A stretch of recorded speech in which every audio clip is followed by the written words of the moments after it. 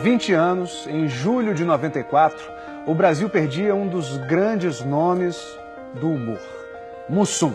Pois é, mas suas frases engraçadíssimas continuam vivas, né, na memória de todos os seus admiradores. E agora, o Mussum ganhou uma biografia para a alegria das novas gerações que vão poder se divertir com os bordões desse nobre trapalhão.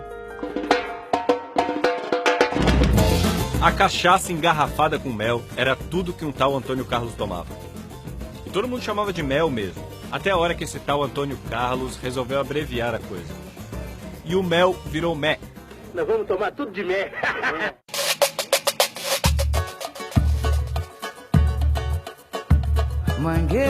Toda sexta-feira, no começo da noite, ele chegava aqui no Buraco Quente para um começo de plantão que às vezes durava o final de semana inteiro. E assim, de bar em bar, de copo em copo, que ele construiu um personagem de si mesmo. Aqui ele aprendeu a ser o Mussum, só que nessa época ele ainda era o Carlinho do Reco Reco. Isso é, Carlinhos do Reco Reco à noite, porque de dia ele era um homem sério. Ele estudava o dia inteiro, alfabetizou a mãe e ralou muito para chegar a cabo da aeronáutica. Isso é cachaça!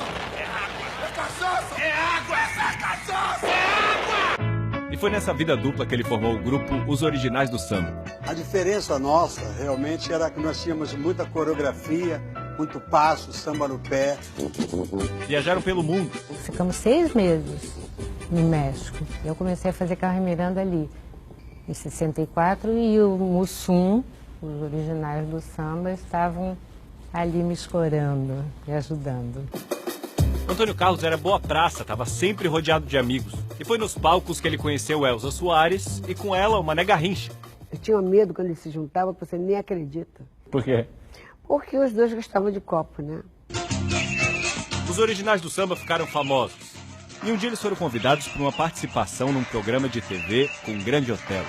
Mas o Antônio Carlos estava com medo de aparecer. Ele ficava escondido ali, entendeu? Entre os 5 ali, e deixava sempre para que não descobrissem que ele tinha virado sambista.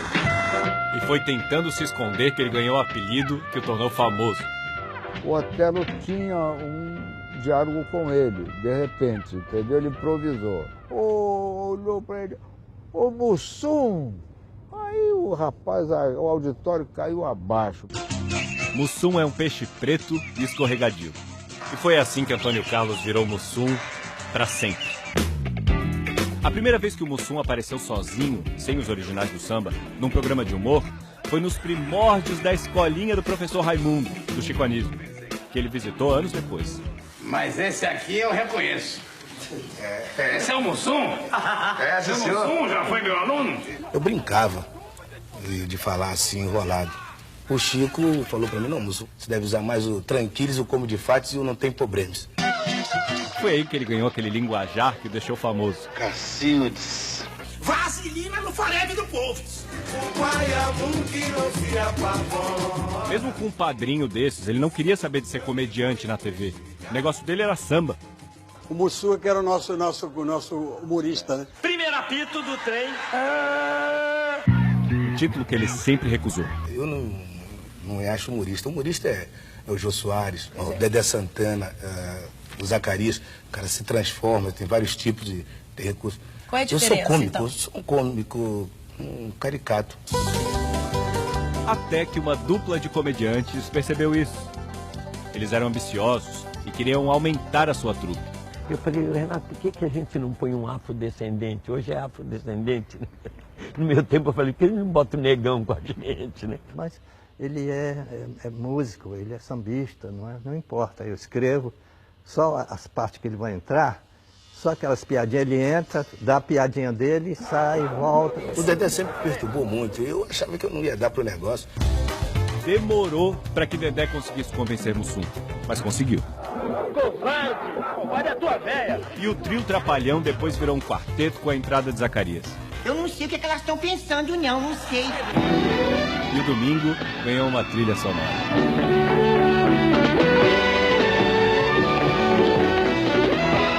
E os Trapalhões, na verdade, era a cara do Brasil, porque tinha aquele nordestino, o Didi, tinha o Dedé, que era o galã da periferia, e tinha aquele menininho que não cresceu, que era o Zacarias.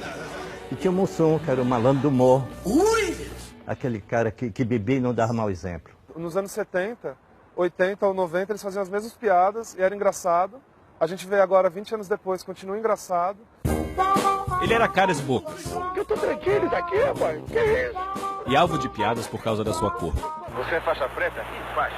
Sou preto inteiros, compadre, inteiros. É um palhaço voando.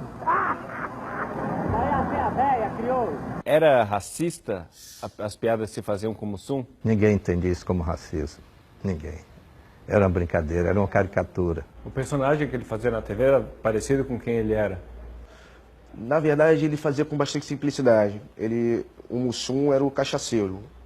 O Antônio Carlos, ele bebia normalmente. Eu pratico heterocopismo socialmente.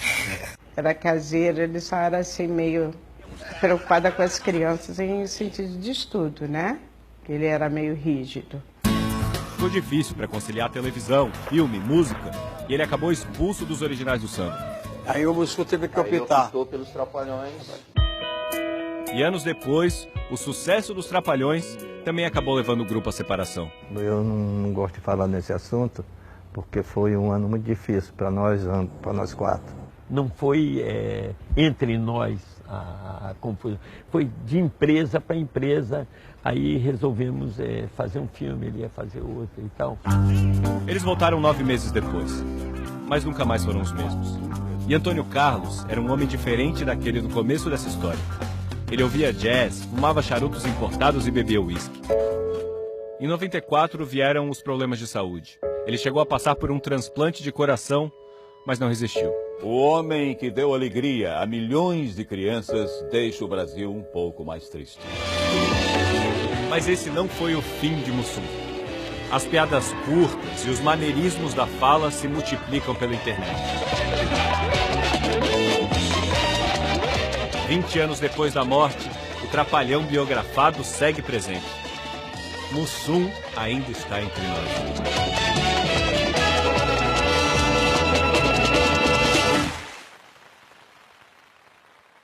Que figuraça, Fez parte da nossa infância, né? E um humor legal, inocente, né? Engraçado demais, simpático demais. Eu diria que ele era fantástico. Isso, hoje ele falaria, vai Brasil!